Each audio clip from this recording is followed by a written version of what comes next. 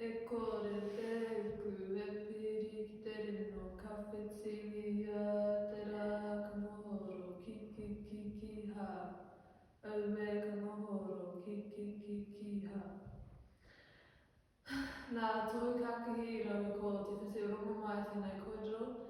He kōrero whakarite mō te maha o ngā rerekētanga I wāngai te ao Māori me te ao Pākehā.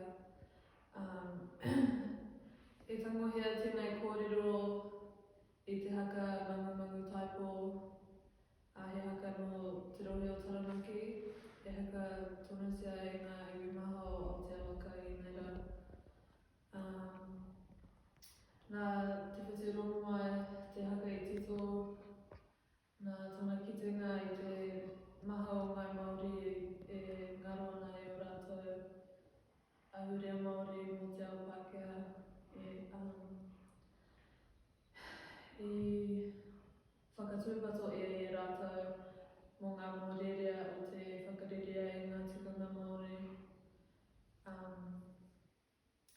He tino mōhiotanga te kōrero e kore te uku e piri ki te rino, ki te maroke ka ngahoro katoa.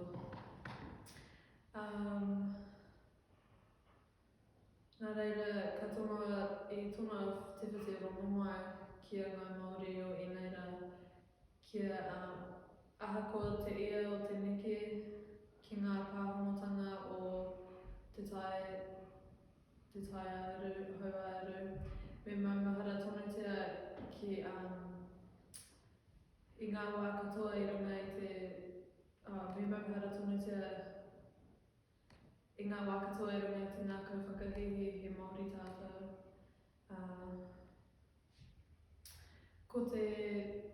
Ko ngā kupu whakarite o tēnei whakatauki, ko te ao Māori, te rino, ko te ao Pākehā, te uku, ai ki te whakapiri I ngā ao e rua nā ngā tino rerekētanga o ngā whakapononga me ngā momo matatika ka ngahoro katoa.